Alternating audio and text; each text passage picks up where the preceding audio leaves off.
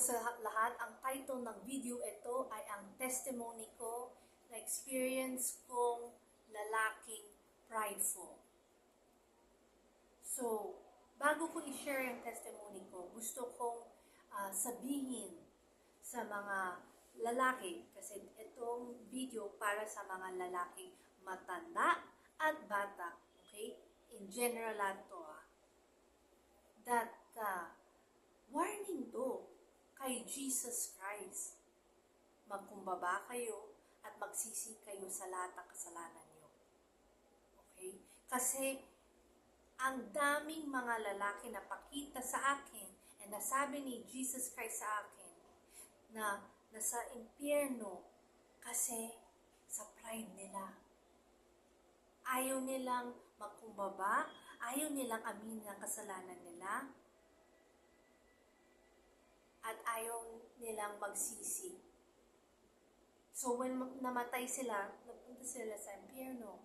Alam nyo, anong napakita sa akin ni Jesus Christ sa mga rebelling lalaki na punta sa impyerno?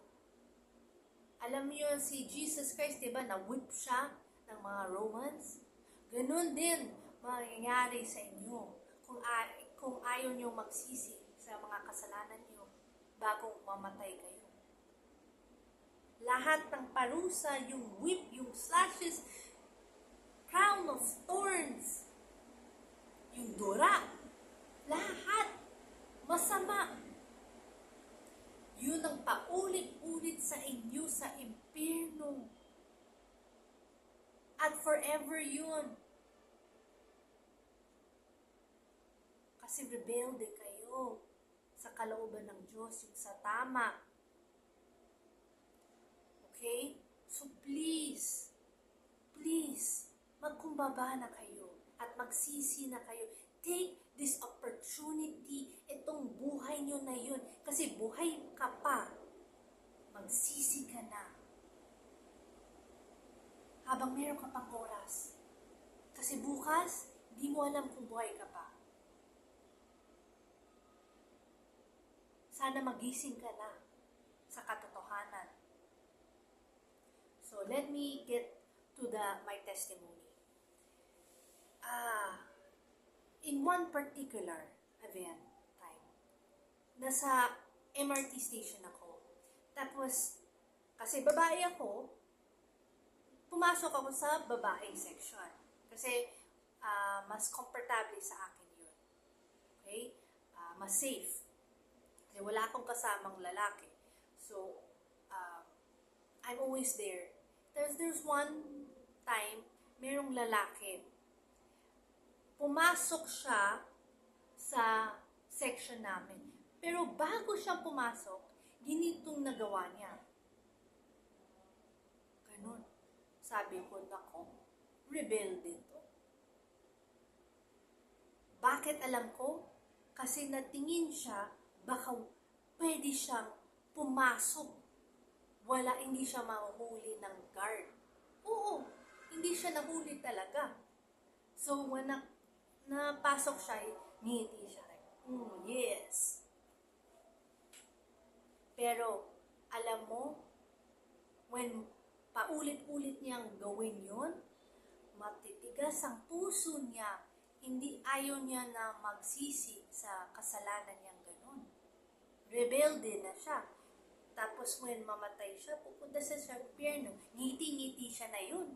Pero when nasa impyerno siya, hindi siya ngiti-ngiti. That's why nakita ko, naawa ko sa kanya. Una, nainis ako. Siyempre, kasi parang, ay nako, itong lalaki.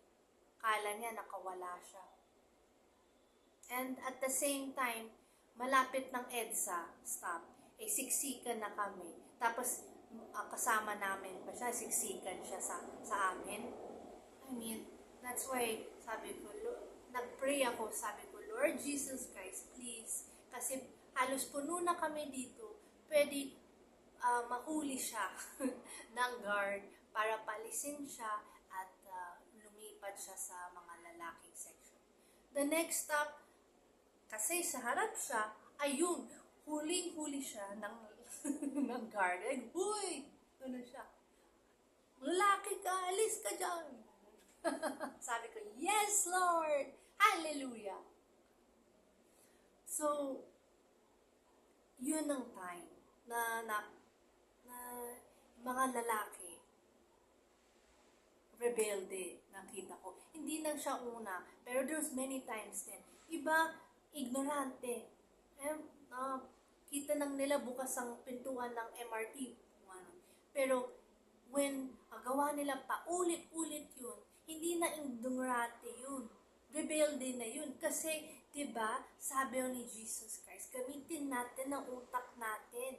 Dapat malaman natin, tama ba to o mali ang gawa natin. Hindi basta, ay, pwede naman eh. Sige, meron bukas. Hindi ka nahuli, basta gawin mo. Right? Hindi tama yun. So, there was also a good example. Okay? Katulad ng tatay ko.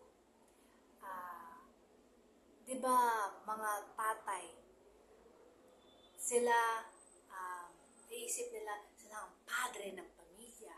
Akong tatay, gano'n, nagawa nila silang rules sa bahay, diba, sa pamilya nila. That kailangan sundin mo ang rules ko or pagalitan kita. Right? So, ang tatay ko, ang dami kong, kami ni Mami, napagalitan kasi na-break kami ng rules.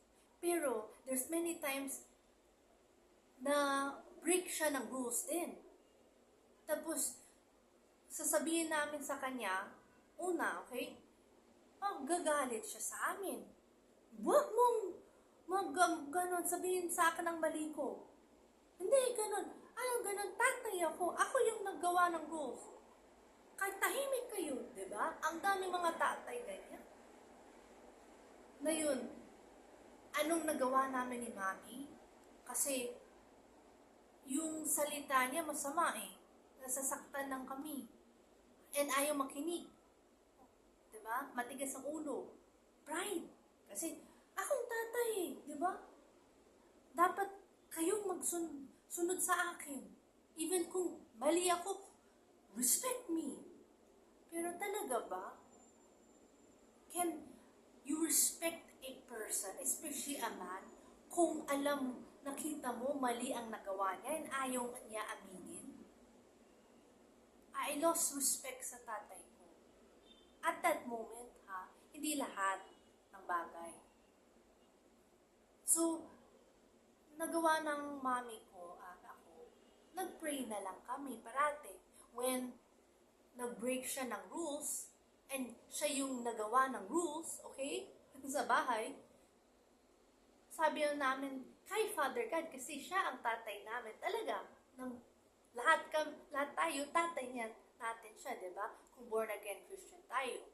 Susumbong namin si Father God, Father God, si Daddy, nag-break ang rules, pagalitan mo naman, Yun ang parating prayer namin ni Mami. Tapos, kayo nang bahala, Father God, okay?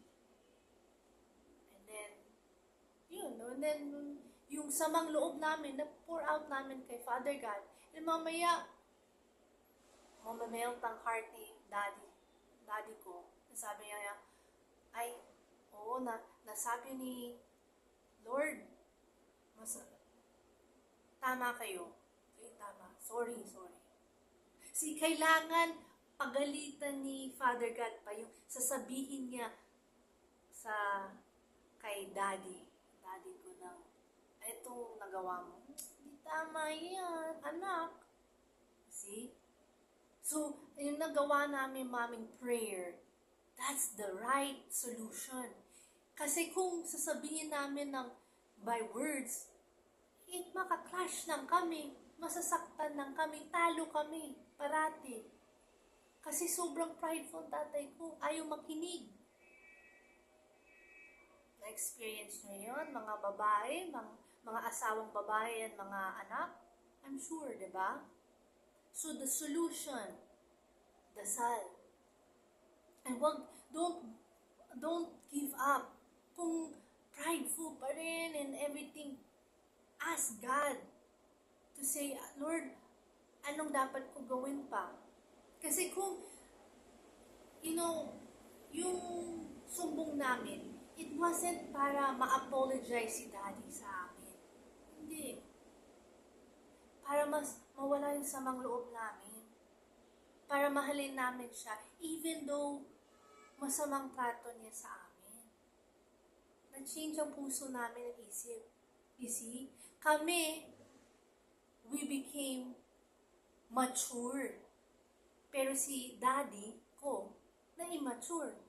Even though, sabi niya sa amin, akong tatay, ako yung padre ng pamilya, alam ko lahat. Pero immature naman ang ugali mo. You see? So sometimes, kailangan quiet ka lang. Ikaw yung mature. Ikaw yung mas matalino. And yun, ang gusto ni Jesus Christ sa atin. So, yun ang testimony ko, yung share ko ng mga lalaki, please, maawa kayo sa sarili nyo, kaluluwa nyo, magkumbaba na kayo. Kasi sobrang parusa sa impyerno kung yung magsisi sa lahat ng kasalanan nyo. Kung gusto nyo maging rebelde, grabing parusa. Si Jesus Christ, parusa siya ng isang araw lang. Kayo, yung sa impyerno, forever. Walang katapusan. No ending. Okay? Forever yun, eternity. Pero naman, kung magkumbaba kayo, at aminin nyo ang kasalanan nyo, magsisi, tapos transformation, ay ang gandang reward nyo sa langit. Tapos, matutuwa ang pamilya nyo. Kasi nakikita nila, wow, ang gandang transformation. Gusto kong gawin din. Ma-encourage mo ibang tao, especially mga lalaki. Kasi you know what nangyari sa akin? Yung tatay ko, when na-transform siya, that nagkumbaba siya, he was able to preach sa mga lalaki din. And narinig ang mga iba, wow, iba to ay gusto kong ganyan, matapang, pero nagkumbaba. Ibang utak mas loving respectful Yan ang gusto ko Try ko. See? Na-inspire niya ang mga lalaki. Kasi, he became humble. Piliin niyo yun. Sana. Pero meron kayo pa rin choice sa buhay. Sana piliin niyo si Jesus Christ. Kasi mahal ka niya. Namatay siya para sa iyo. Lahat ng parusa para sa iyo Sana you don't take for granted anong nagawa ni Jesus Christ for you. Now is the day para baguhin mo ang buhay mo. Starting sa isip at puso. Mahalin mo ang pamilya mo through prayer, learning how to love like Jesus Christ. Sabihin mo, Jesus Christ, turuan mo ko paano mahalin ang asawa ko, anak ko, pamilya ko, mga tao, katulad mo. Gawin mo. So, please share this message para mas madaming mga lalaki magising sa katotohanan, matakot na yung pride nila will lead them to hell. Kung hindi sila magsisi sa lahat ng kasalanan nila bago sila mamatay. So, this is the end of the message. May Jesus Christ bless you.